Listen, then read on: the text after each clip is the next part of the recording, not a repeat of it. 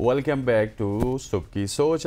मैं आपको थोड़ा सा इस सेगमेंट को इंट्रोड्यूस करवाने से पहले आपसे पूछना चाहूँगा कि कभी आपने कोई इलाज की डिफरेंट नौयत आपको पता चली कि किसी ने आपको काट दिया हो, खा दिया हो, तो माइग्रेन या कुछ इस तरह की चीज़ें या कोई और आपको पेन हो गया हो? हाँ, माइग्रेन होता है। नहीं, किसी और पेन की भी बात कर रहे हाँ, दर्द तो जाहिर है वो हर किसी को ज़िंदगी में कभी ना कभी मुख्तलिफ तरह के दर्द तो होते ही रहते हैं। दिल के दर्द भी बहुत है। ठीक हो गया जी, ठीक दिल हो के गया। दर्द भी है। अच्छा, आज हमने इस प्रोग्राम में बात करनी है शहद की मक्खियों के डंक के हवाले से। अच्छा, एक नई तहकीक आई है और शहद की मक्खियों के डंक से मुख्तलिफ बीमारियों का इलाज मुमकिन है। और ये इलाज किस तरह का है, कौन सी बीमारियों का इलाज होता है, ये आज हम पूछेंगे। हमारे साथ मौजूद हैं मदिया बेग, जिनसे जानेंगे कि मक्खियों के डंक से इलाज के बारे में साइंसी जो हकायक हैं वो क्या कहते हैं। और ये बहुत ही नई सी बात है कि आप डंक से, मक्खियों के डंक से इलाज आपका कोई हो सकता है, और वो भी मुख्तलिफ बीमारियों का। मदिया के पास ही चलते। मदिया, अस्सलाम वालेकुम। वालेकुम सलाम। मदिया प्लीज। जी अल्हम्दुलिल्लाह, एंड आई होप सो कि आप भी बिल्कुल ठीक होंगी। प्लीज मुझे ये बताएं कि ये जो हमने नई सी और अनोखी सी बात की कि मक्खियों के डंक से इलाज मुमकिन है मुख्तलिफ बीमारियों का, ये क्या साइंस है और ये क्या हकायक है? एक्चुअली ये बहुत एक पुराना तरीका है जो इजिप्ट में भी इस्तेमाल होता था, फेरोज भी यूज करते थे। अच्छा। चाइनीज एक्यूपंक्चर के साथ भी ये यूटिलाइज हुआ है, और अभी भी चाइना में और जापान में भी ये सब यूज होता है। और रिसेंटली अब यूरोप में और यूएस में, कनाडा में भी अगर आप गूगल करेंगे तो AP therapy association, AP therapy societies बन चुकी हैं, और ये बी वेनम से इलाज हो रहा है। तो बी वेनम पे आजकल बहुत सारी रिसर्च हो रही है। सबसे ज्यादा जो रिसेंट रिसर्च ये है कि जो वेस्टर्न ऑस्ट्रेलियन यूनिवर्सिटी ने की है कि बी वेनम जब कैंसर सेल्स के साथ इंट्रोड्यूस किया जाता है तो जो ट्यूमर सेल है उसके अंदर सुराख कर देता है बी वेनम, और वो सुराख के जरिए वो उसका मेम्ब्रेन डिस्ट्रॉय होने लग जाता है। अगर उसके बाद कीमो की जाए तो कीमो ज्यादा स्ट्रांगली अफेक्ट करती है, और अगर ना भी कीमो करें तो आपकी बॉडी ज्यादा केपेबल हो जाती है to destroy the cancer cell itself. अच्छा, ये जो सेल की मेम्ब्रेन है, ये सेल मेम्ब्रेन को जाके टारगेट करता है, ये स्टिंग जो करता है जब बी डायरेक्टली टारगेट करता है। एंड विद इन जो ऑस्ट्रेलियन वेस्टर्न यूनिवर्सिटी की रिसर्च है, विद इन 30 मिनट्स उसको डिस्ट्रॉय करना शुरू कर देता है। अच्छा मदिया, मुझे ये भी बताइएगा प्रिसाइसली कि कौन कौन सी ऐसी बीमारियां हैं जिनको ये डंक खत्म करता है। मतलब प्रिसाइसली कोई 3, 4, 5 बीमारियां ऐसी हैं कि जिनका फाका इस डंक में है।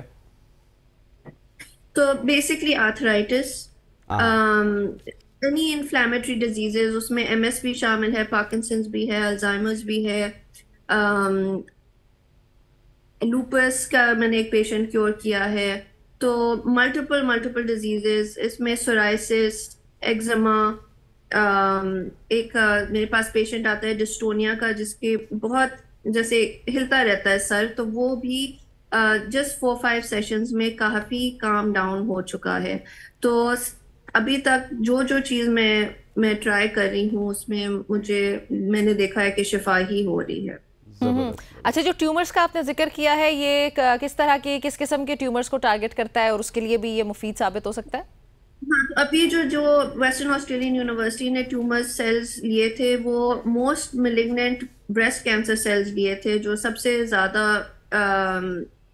लीस्ट रेजिस्टेंट टू कीमोथेरेपी होते हैं। एंड इवन देन वो जो है बी वेनम से काफी उन पे डिस्ट्रक्शन हुई, और है भी मेलिग्नेंट। जी, वो भी मेलिग्नेंट। एंड सेम तरीके से कोई भी कैंसर हो, उसका सेल जो है, बी वेनम का तरीका वही है to destroy the membrane of that cell. तो even though the research is के bee venom works on breast cancer, it actually works on all cancer cells. और जो हमारी थेरेपी में एक कॉमन नॉलेज सी है कि अप टू स्टेज 2 कैंसर बहुत इजीली रिवर्सिबल है। Stage 3 is somewhat very likely to get reversed, but stage 4 का ये है कि वो prolong करती है लाइफ को। अच्छा, हमने देखा है कि जब ये शहद की मक्खी किसी को काटती है तो एक अजीब सी सूजन हो जाती है और वो 3, 4, 5 दिन तक रहती है, तो उसका भी कोई असर वगैरह होता है? उस सूजन से भी क्या कुछ असरात होते हैं उसके? एक सब्सटेंस है कॉल्ड मेलेटिन, एंड मेलेटिन से सूजन और वो स्टिंगिंग की इफेक्ट जो फील होती है ना, वो आती है। एंड वो मेलेटिन ही है जो कैंसर को डिस्ट्रॉय करता है। अच्छा, ये वही स्वेलिंग है जो कि कैंसर को डिस्ट्रॉय करता है। मेलेटिन इज द प्रोटीन और समथिंग, और ये क्या कोई एंजाइम्स होते हैं, क्या होता है ये? एंजाइम्स, पेप्टाइड्स, फर्क केमिकल्स हैं जो बी वेनम के अंदर हैं। ये इस मेलेटिन के अंदर होते हैं। मैंने नोटिस किया कि जिन लोगों को सूजन ज्यादा होती है उनकी, जैसे let's someone's come for some kind of pain, let's say knee pen है या एंकल में है, तो अगर वहां सूजन ज्यादा हो जाती है तो वहां पेन दोबारा नहीं आती है। ओके, तो सूजन से ही आप समझे कि इलाज है। अच्छा, ठीक हो गया। अच्छा, जो आप बात बता रही थी कि एक्जिमा के पेशेंट्स आते हैं, अल्जाइमर्स के आते हैं, पार्किंसंस डिजीज, तो ये सारे जो पेशेंट्स होते हैं वैसे तो I think so they suffer a lot, और इनका ट्रीटमेंट भी आपको इतना इजीली उस तरह से उनको ट्रीट नहीं किया जा सकता, so that's a good step. जी, सो लाइक एमएस का कोई इलाज नहीं है एलोपैथिक में, and this is the only thing really out there to help MS patients. And I feel कि सबको ये जरूर ट्राई करना चाहिए, स्पेशली अगर एमएस है। लेकिन बिकॉज एमएस इतनी एक स्ट्रॉन्ग बीमारी है, it takes 6 to 8 months to see some benefits. लेकिन जो जैसे अगर कोई someone comes to me with a frozen shoulder या जॉइंट्स के दर्द से, तो फ्रोजन शोल्डर तो यूजुअली 2 या 3 सेशंस में, 2 या 3 स्टिंग्स के अंदर अंदर वो रिजॉल्व हो जाता है। But things like knee pain जो है वो people usually complain about it after years and years of using the knee, और वो घिस चुकी होती है तो नी में थोड़ा टाइम लगता है, but usually small joints like fingers वो बहुत जल्दी ठीक हो जाते हैं। अच्छा मदिया, मुझे ये बताइएगा कि ये जो शहद की मक्खियाँ हैं, कितनी ज़्यादा मक्खियाँ जो है एक थेरेपी में इन्वॉल्व होती हैं? मतलब एक ही मक्खी, 2 मक्खी, कितने डंग उसके जो है वो कारामद होते हैं? तो इट डिपेंड्स कि किसको क्या बीमारी है। अगर फ्रोजन शोल्डर के लिए कोई आया है तो मैं 1 at a time या 2 at a time करती हूँ, और अगर कोई कैंसर के लिए आया है तो हम यूजुअली 1 से शुरू करते हैं, फिर 2 पे जाते हैं, फिर 4 पे जाते हैं, फिर 6 पे जाते हैं, करते कराते मेरा गोल होता है कि हम 20 पे पहुंचे सेशन में। बट वो आहिस्ता आहिस्ता पहुंच जाते हैं, body has to get used to the venom, and उसके मुताबिक फिर बैक भी मेरा पेशेंट देता है, और उसके मुताबिक हम।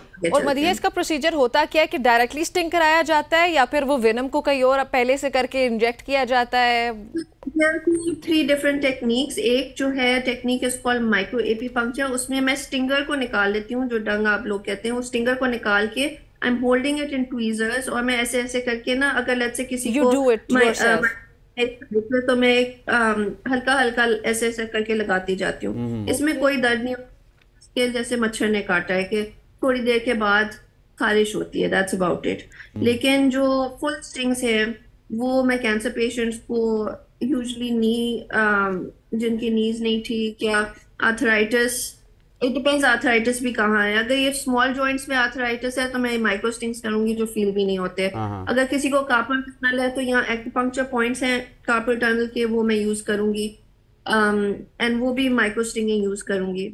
एंड बच्चों में भी मैं करती हूँ बी वेनम थेरेपी, और उनको मैं सिर्फ माइक्रो स्टिंग से ही करती हूँ। अच्छा मदिया, मुझे ये बताइएगा, शहद की मक्खियों की भी बहुत सारी किस्में हैं, तो क्या कोई स्पेसिफिक किस्म है जो कि यूज होती है? सारी की सारी शहद की मक्खियाँ आप यूज करती हैं? आई एम श्योर कि सारियों में शिफा है, लेकिन जो मैं यूज कर रही हूँ वो यूरोपियन हनी बी है, क्योंकि सारी रिसर्च जो अवेलेबल है वो यूरोपियन हनी बी के ऊपर है। और ये मक्खियाँ आपने स्टोर की हुई हैं कहीं? जी, मेरे पास होती हैं, मेरे जो क्लिनिक के बाहर मैंने रखी हुई है डब्बों में। और ये आपको कुछ नहीं कहती? It's part of bee keeping, और ये कि कभी कभार मुझे भी स्टिंग्स हो जाते हैं, but that's I welcome them. That must be pretty normal for you. जी। अच्छा, तो पाकिस्तान में इस ट्रीटमेंट का, सॉरी मैं नाम भूल गई, what is it particularly called? It's called apitherapy. Apis is Latin for bee, तो बी थेरेपी बेसिकली, और उसके अंदर एक स्पेशलाइजेशन है कॉल्ड वेनम थेरेपी। तो I am both an apitherapist and a bee venom therapist. और पाकिस्तान में इस पे काम हो रहा है इसको मजीद फरोग देने के लिए? मेरा जहाँ तक नॉलेज है, मैं only certified bee venom therapist हूँ in Pakistan. Oh, that's very nice. We are proud of you then. That's good. अच्छा मुझे मदिया ये भी बताइएगा कि इससे पहले भी हम एक सेगमेंट कर रहे थे, पाकिस्तान में कोई भी इस तरह की तहकीक स्टार्ट होती है, नई बीमारी की क्योर मिलती है, तो ज़्यादातर लोग उसको वेलकम नहीं करते। तो आपको पेशेंट्स की जानिब से बहुत सारे सवालात भी मेरे ख्याल है मिलते होंगे, उनके जवाबात भी आपको देने पड़ेंगे, लेकिन कितने ज़्यादा लोग आपकी तरफ अब अट्रैक्ट हो रहे हैं इस थेरेपी के लिए? तो यूजुअली क्या होता है कि मैंने वैसे अपनी मार्केटिंग कोई खास की नहीं है, और मैंने अपने फ्रेंड्स और फैमिली से शुरू किया था, और वो जैसे जैसे ठीक होते गए उन्होंने बाकी अपने फ्रेंड्स फैमिली को बताते गए। तो मेरा यूजुअली जो 90% ऑफ द पेशेंट्स हैं वो recommended by other of my patients हैं। तो वो मेरे एक साइकिल चलता जाता है, कोई ठीक होता जाता है, वो 10 लोगों को आगे बताता है, और वो फिर 10 लोग और आगे बताते हैं एज दे गेट बेटर। तो मैं किसी को कन्विंस करने की कोशिश भी नहीं करती हूँ। रिसर्च और सारी चीजें अवेलेबल हैं ऑनलाइन, एंड यूजुअली जिसको कोई ये चीज नई या अजीब लगती है और वो रिसर्च करता है, वो जरूर इस तरफ आता है, क्योंकि हर तकरीबन बीमारी का छोटी छोटी रिसर्चेस अवेलेबल है कि बी वेनम थेरेपी कितनी अमेजिंग है उस चीज। सही। अच्छा, मैं मदिया बायोलॉजिकली थोड़ा अंडरस्टैंड करना चाह रही हूँ। आपने कहा था कि जब ये स्टिंग करता है तो सेल मेम्ब्रेन को टारगेट करता है ऑफ द अबनॉर्मल सेल्स, जो कैंसर सेल्स हैं, ट्यूमर के केस में पर्टिकुलरली पूछ रही हूँ। तो जब ये टारगेट करता है तो क्या वो फ्लूइड सेल के अंदर जो होता है वो बाहर आ जाता है, वो उसको वहीं पर टारगेट कर देते हैं, या फिर उसके बाद कीमोथेरेपी के जरिए जाके वो कंप्लीटली डिस्ट्रॉय होता है वो जो अबनॉर्मल सेल होता है? तो मेरे पास मल्टीपल फर्क पेशेंट्स आए हैं जिन्होंने कीमो भी साथ साथ की है, और कुछ लोगों ने जिन्होंने नहीं की। तो बोथ केसेस में ट्रीटमेंट सक्सेसफुल रही है। आई कांट से कि one is better than the other. I personally prefer के ऑल नेचुरल किया जाए, but I never stop anyone कि वो कीमो करें। अच्छा, कोई वो मतलब ये 100% सक्सेस यहीं पे भी दे सकता है आपको, कीमो की शायद जरूरत ना भी पड़े? कीमो की जरूरत। अरे वाह। अच्छा मदिया एक मिनट, हमारे पास एक कॉलर मौजूद है, Yahya all the way from Karachi. Yahya, आपको सबसे पहले वेलकम करते हैं, क्या सवाल है आपका? Thank you so much. I am the regular caller from many show. पहली दफा आपकी शो में कॉल कर रहा हूँ, लेकिन बहुत इन्फॉर्मेटिव शो है और मेरे लिए बड़ी नई बात ये मैंने सुनी है। मदिया को बहुत सलाम हो। देखिए मैं कहता हूँ कि कीमोथेरेपी जो उसका प्रॉब्लम ये है कि उसके साइड इफेक्ट्स बहुत हैं। मुझे ये नजर आ रहा है कि इसके साइड इफेक्ट्स नहीं होंगे। इस पे क्या रिसर्च हो रही है और मजीद ये क्या चाहती है गवर्नमेंट इस सिस्टम में क्या करे, ये मेरा सवाल। दूसरा सवाल ये कि देखिए इस मेरा सवाल ये कि जहां बी का सवाल आता है तो फिर यहाँ शहद का भी आता है। शहद कुछ बहुत बड़ा हीलिंग एजेंट है, तो कुछ इस बारे में बताइए, क्योंकि वो कहीं बहुत सारे ऐसे वोन्स के लिए इलाज में भी काम आता है। क्या इस पे भी आप काम कर रही हैं? ठीक हो गया, बहुत शुक्रिया फॉर कॉलिंग। जी मदिया, बताइएगा। मुझे थोड़ी सी समझ नहीं आई। अच्छा, एक तो उनका ये है कि साइड इफेक्ट्स क्या है। हाँ, साइड इफेक्ट्स हैं, गवर्नमेंट क्या कर रही है, एक सवाल तो ये है। ओके, साइड इफेक्ट्स मैं बता देती हूँ। रेडनेस, स्वेलिंग, इचिंग, ये कंप्लीटली नॉर्मल है आफ्टर ऑल बी स्टिंग है। Normal side effects, these are the normal side effects। मतलब I won't even consider it a side effect। Bee sting है तो रेडनेस, इचिंग, स्वेलिंग तो साथ साथ है। यूजुअली मैं अगर किसी को थोड़ी ज्यादा हो जाती है, आई रेकमेंड कि एक माइल्ड एंटीहिस्टामिन ले ले, कोई प्रॉब्लम नहीं होती है। There is a slight risk of anaphylaxis, जिसमें आपने सुना होगा जैसे किसी को पीनट एलर्जीज होती हैं तो उनका गला बंद हो सकता है। इसी तरह बी वेनम में it's a very very rare possibility, like 0.001% or something like that, कि एनाफिलैक्सिस हो। उस के लिए मैंने एपीपेन हाथ में रखा होता है, it's always by my hand. और एंटीहिस्टामिन्स भी मेरे पास होती हैं, और होम्योपैथिक एंटीडोट भी मेरे पास पड़ा होता है। अच्छा, वो एंटीडोट भी पड़ा होता है आपके पास? ठीक। डूइंग दिस 9 years, और आज तक मुझे एपीपेन कभी इस्तेमाल नहीं करना पड़ा। और जो मेरा टीचर है पोर्चुगल में, वो 33 years से कर रहे थे जब मैं उनके पास गई, और उनको भी कभी एपीपेन की जरूरत नहीं पड़ी। तो वो इतना ज्यादा रेयर है, वेरी वेरी रेयर, मोर रेयर देन पीनट एलर्जीज। अच्छा, और दूसरा सवाल ये था कि गवर्नमेंट इस हवाले से कोई सीरियसनेस का इजहार कर रही है? उसका वो आंसर पहले कर चुकी है, वैसे हमने पूछा। There is no against bee venom, and US में भी ऐसे ही, there is no law for और against. There are some countries जो बी वेनम को अलाउ करती हैं, और there are some countries जो डिसअलाउ करती हैं। ठीक। अच्छा मदिया, उन्होंने एक और सवाल भी पूछा था कि शहद इटसेल्फ भी बहुत बड़ा हीलिंग एजेंट है। आई थिंक उन्होंने हड्डियों का जिक्र किया था या क्या, कि उसके लिए भी आप कुछ कर रही हैं कि मजीद बीमारियों को भी ट्रीट किया जा सके शहद का इस्तेमाल करते हुए? आई होप सो कि मैंने उनके क्वेश्चन को ठीक ही बताया। शहद is an amazing tool for health. अगर आप सुबह 1 चमची निहार मुंह हनी खाने लग जाएं तो आपके आधे इश्यूज हेल्थ के रिजॉल्व हो जाएंगे। 100% जिन जिन हनी जो सुबह को लेते हैं वो बीमार नहीं होते। वो तो है, उन्होंने पूछा था कि आप इस पे कुछ काम कर रही हैं शहद को लेकर भी? हाँ, तो मैं मेरा अपना शहद भी होता है और मैं सेल भी करती हूँ। ओके जी, मैं very involve with Honey making also. That's always very new Madiha, और बहुत इंटरेस्टिंग टॉपिक था। एक और कॉलर भी है हमारे साथ, जल्दी से बताइएगा। ये मैंने एक्चुअली ये टीवी भी ऑन किया है, शायद उन्होंने पहले बताया भी हो। एक तो ये कहाँ टेस्ट करती हैं, दूसरा ये कहाँ इसकी जनरली प्राइस कॉस्ट क्या होती है इसकी इलाज की, और लेट्स से अगर किसी को आर्थराइटिस है तो उसमें कितना टाइम लगेगा? जी साद बताइएगा। मदीहा साहिबा बताइएगा साद के सवाल का जवाब। उन्होंने सवाल ये किया आपसे कि आपका ये थेरेपी सेशन किस शहर में होता है, और इसी रिलेटेड एक और सवाल था कि वो किस तरह आपसे कांटेक्ट कर सकते हैं, समथिंग लाइक दैट। जी, मैं लाहौर में होती हूँ और मेरा जो व्हाट्सएप है बिजनेस नंबर वो है 033-2253-2253, तो उस पर कांटेक्ट कर सकते हैं। और मैं रिपीट करना चाहूंगी, अगर कोई मदीहा को कांटेक्ट करना चाहता है, हर नंबर 033, मदीहा बताइएगा ठीक नंबर बोला, 033-2253 और ब्लू बीपी के बोथ फेसबुक और इंस्टाग्राम पे मैं हूँ। ओके, वहाँ भी मैसेज ठीक हो गया, ये आपको कांटेक्ट। इस वक्त हमारे पास एक और कॉलर मौजूद है, नदीम कुरैशी जी। कुरैशी साहब पूछिएगा, क्या सवाल है आपका? मुजफ्फराबाद। अस्सलाम वालेकुम रहमतुल्लाह। वालेकुम सलाम। अच्छा, मेरा सवाल है बेसिकली कैंसर या आर्थराइटिस के मुतल्लिक नहीं है, बल्कि एक और बीमारी है जो एलोपैथी में या किसी और तरीका इलाज में काबिल इलाज नहीं है, वो है आरपी। ये आंखों के रिलेटेड होती है, रेटिनाइटिस पिगमेंटोसा बीमारी है, जिसमें यह है कि जो रेटिना के सेल हैं वो डेड होना शुरू हो जाते हैं, और सो फार ये काबिल इलाज नहीं है। तो आपकी लिस्ट अगर कहेंगे। अच्छा कुरैशी साहब, आपकी बीमारी कौन सी है जिसकी आप पूछना चाह रहे हैं?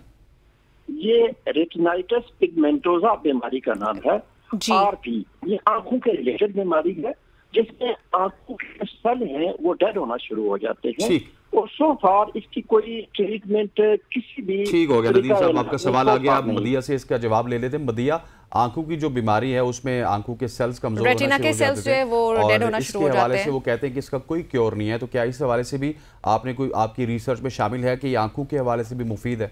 Retinitis pigmentosa. I can't say for sure कि उस स्पेसिफिक बीमारी का इलाज है कि नहीं, बट मैं अपनी नानी को माइक्रोस्टिंग्स करी थी अराउंड द ईयर बिकॉज उनकी हेयरिंग थोड़ी कमजोर हो गई है। तो मैंने ये नोट किया कि 3 दिन के बाद वो अपनी कुर्सी पे बैठी हुई थी और वो कुर्सी से अपनी ड्रेसिंग टेबल की तरफ देख रही थी, तो मुझे बोलती हैं कि मुझे ना अपनी शक्ल नजर आने लग गई है। तो पहले उनके लिए वो थोड़ा मुश्किल होता था, बट वो थोड़ा देख कर मतलब बी स्टिंग्स कर करके माइक्रो स्टिंग्स करके वो उनकी नजर बेहतर हो गई थी।